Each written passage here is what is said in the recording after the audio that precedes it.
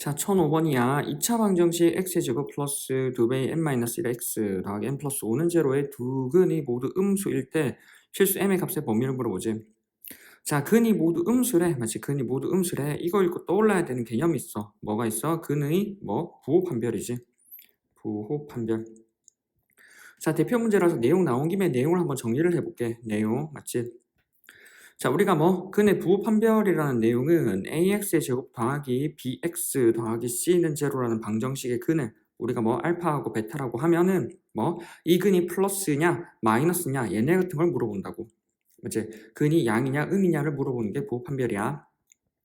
자, 첫 번째 여기 있는 내용의 목적은 뭐냐면 목적을 알아야 돼. 자, 우리가 여기 있는 근, 맞지? 이 방정식의 근을 알파 베타라고 하면은 결과적으로 우리가 알파 베타를 근의 공식을 써서 구하면은 양인지 음인지 구별이 가능해 실제로는. 맞지? 근데 지금 하고자 하는 목적은 근 알파 베타를 맞지? 근 이거를 맞지? 이거를 구하지 않아도 맞지? 않아도 우리 알파하고 베타의 부호 자체를 맞지? 부호를 판별이 가능하다 하는 게 목적이야. 플러스인지 마이너스인지. 됐어? 이게 목적인 거야. 자, 두 번째, 그럼 이 목적을 바탕으로 하고자 하는 게 how, 어떻게 할 건데? 맞지? 이 내용이라고 하는 게 판별식 D, 곱, 합, 맞지? D, 곱, 합, 얘네의 내용인 거야. D, 곱, 합. 내가 옛날에는 합디 곱을 했었는데 이제 순서가 맨날 이렇게 나오니까 이걸로 외워두는 게 편하겠어. 그래서 D, 곱, 합으로 우리가 좀 처리할 거야. 따라서 우리가 근의 부호 판별이라고 하면은 너네가 D, 곱, 합 얘를 떠올려야 한다고. D 곱합, 배곱합랑 비슷하지 뭔가? D 곱합. 자, D 곱합이야. 자, 무슨 말이냐면 판별식 D가 0보다 크거나 같아야 일단 우리가 두 실근, 맞지? 두 실근을 가져. 두 실근. 판별식 D가 0보다 크면은 서로 다른 두 실근, 0이면은 서로 같은 실근을 가지겠지. 따라서 우리가 판별식 D는 0보다 크거나 같다가 되어야 두 실근을 가질 거고, 첫 번째 하는 건 곱이야. 아까 얘기했지? D 곱합이라고. 알파 곱하기 베타가 우리가 얘의 부호를 따지는데 얘가 0보다 커. 그럼 두 개 곱해서 0보다 큰 건 언제? 풀 또는 마잖아. 됐어? 그럼 우리가 풀인지 마마인지를 구별해 주려면 다음에 뭐를 하냐면 합을 처리해. 알파 플러스 베타의 부호를 처리하는데 알파 플러스 베타의 부호가 0보다 크면 맞지?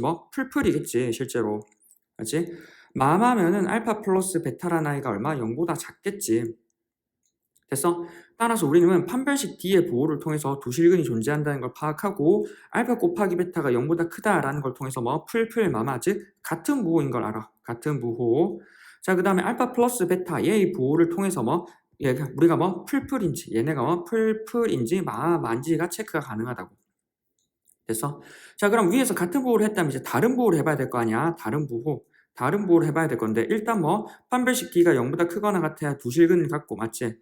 두 실근을 갖고 다른 부호를 가지려면 뭐가 돼야 돼? 알파 곱하기 베타라는 아이가 0보다 작아야겠지. 그래 풀마 이렇게 되겠지. 풀마나 마풀. 자, 근데 이때 알파 플러스 베타의 부호는 어떻게 돼? 어떻게 돼? 우리가 예를 들어서 마이너스 3 더하기 2라고 하면은 실제로 음수가 되는데 마이너스 2 더하기 3 같은 경우는 양수가 되잖아. 그래서 얘는 알 수 없는 거야. 알파 플러스 베타의 부호는. 맞지? 알 수 없음. 얘는 알 수 없음. 근데 우리가 알파 곱하기 베타의 부호를 0보다 작으면 있잖아. 알파 플러스 베타의 부호는 알 수 없어서 안 하는 건데 우리가 판별식 D의 부호도 필요가 없어. 요건데 우리가 판별식 D의 부호도 필요가 없거든. 왜냐면 알파 곱하기 베타로부터 판별식 D가 유도가 가능해. 자, 판별식 D라고 하는 건 B제곱 마이너스 4AC잖아. 맞지? B제곱 마이너스 4AC. 알파 곱하기 베타가 0보다 작다라고 하는 건 알파 곱하기 베타는 뭐야? A분의 C지. 맞지? 근데 A분의 C가 0보다 작다라는 건 AC하고 부호가 다르다는 거지. 그럼 부호가 다르면 A 곱하기 C 역시도 부호가 음수지. 그럼 음수하고 음수하면 양수지. 그리고 B제곱도 양수지. 그래서 두 개의 양수를 더해버리면 0보다 크지.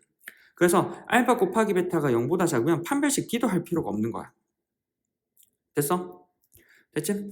따라서 우리는 여기 있는 판별식 D하고 D 곱합을 통해서 각각의 부호가 처리가 가능하다는 걸 알아두고 내용을 한번 정리를 해보면 방금 했던 내용을 쭉 한번 정리를 해보면 판별식 D라고 하는 게 0보다 크거나 같으면 두 실근을 가지고 알파 곱하기 베타가 0보다 크면은 같은 부호인데 그 중에 알파 플러스 베타가 0보다 크면은 풀 맞지? 알파 곱하기 베타가 0보다 큰데 판별식 D는 여전히 0보다 크거나 같고 알파 플러스 베타가 0보다 작으면 뭐 마마라고. 그리고 단 거 다 필요 없이 알파 곱하기 베타가 0보다 작으면 우리가 뭐 풀마 또는 마풀이라고 부호가 다르다고. 됐어? 이게 가장 기본적인 내용이지. 자, 이 내용에다가 이제 추가할 게 뭐냐면 우리가 뭐 특히나 알파 곱하기 베타가 0보다 작잖아. 그럼 여기다 추가 맞지? CF 추가하는 게 뭐냐면 알파 곱하기 베타가 0보다 작은데 굳이 맞지? 굳이 알파 플러스 베타의 부호를 첨가해보자고.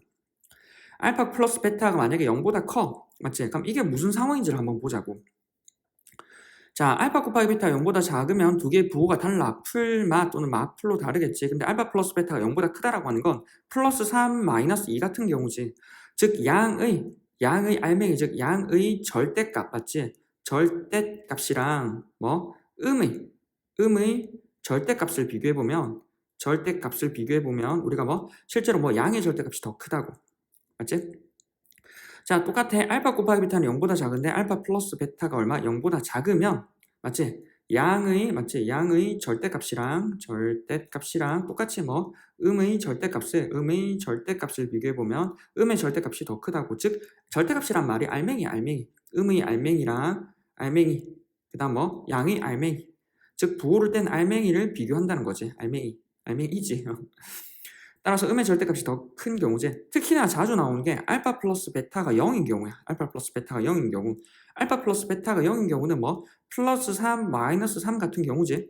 즉 양의 절대값이랑 뭐 음의 절대값이랑 크기가 같지. 그러니까 뭐 절대값이 같다라고 하는 건 실제로 뭐 알맹이에 대해서 두 근이 뭐 근의 부호만 다르다고.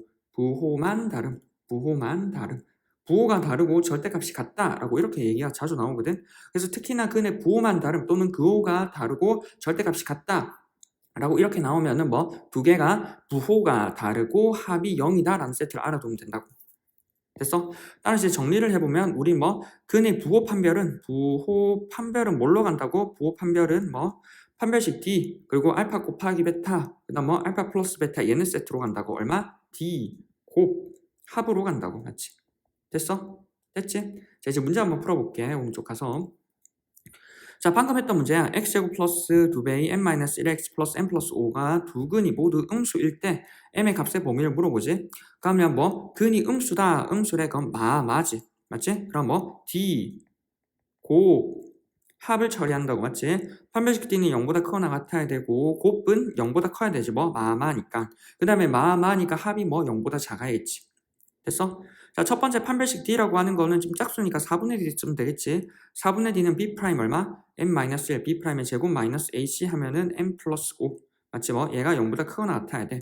정리해보면 M의 제곱 마이너스 2M 플러스 1 마이너스 M 마이너스 5가 되어서 M의 제곱 마이너스 3의 M 마이너스 4가 0보다 크거나 같지.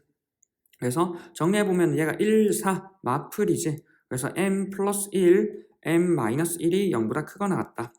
따라서 뭐 m 플러스 1, m 마이너스 4지. 여기 4. 자, 그래서 뭐 0이 되는 게 마이너스 1하고 4지. 그래서 얼마? m이 마이너스 1보다 작거나 또는 m이 4보다 크거나 같다. 그래서 얘가 하나가 나오지. 됐어? 자, 그 다음에 두 번째로 곱. 맞지? 여기 두 번째로 할까? 여기 두 번째로 알파 곱하기 베타. 맞지? 우리가 뭐 알파 곱하기 베타라고 하는 거 얼마? 알파 곱하기 베타는 뭐 a분의 c지. 그래서 위에서 a분의 c를 해버리면 얼마? m 플러스 5야. 맞지? 자, a분의 c가 뭐 0보다 커야 된대. 따라서 m이 얼마? 마이너스 5보다 크다고. 됐어?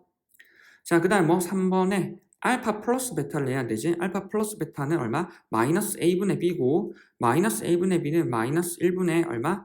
2배의 m 마이너스 1이 될 거고 마이너스 a분의 b가 얼마? 지금 두 개의 합이 0보다 작아야 될 거고 양쪽에 마이너스 1을 나눠버리면은 얼마? m-1이라고 하는 게 0보다 크지. 따라서 얼마? m이 1보다 크다고. 따라서 구한 세 개를 동시에 만족해야 되는 거지. 따라서 동시에 만족하는 범위를 찾기 위해서 수직선을 그으면 되겠지. 맞지? 따라서 우리가 얼마? 하나는 마이너스 5, 하나는 마이너스 1, 그 다음 하나는 1, 하나는 4. 맞지? 마이너스 1보다는 작거나 같고 그 다음 얼마? 4지? 얼마? 4보다는 크거나 같다고. 맞지? 그 다음에 뭐 얼마? 마이너스 5보다는 크고 그 다음 얼마?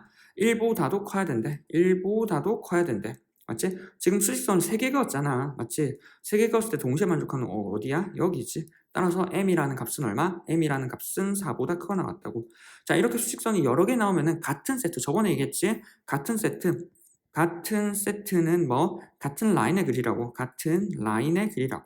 지금 뭐지? 얘랑 같은 선상에 그려야 우리가 뭐? 실제로는 4개 같아 보이지만은 실제로는 3개인 거야.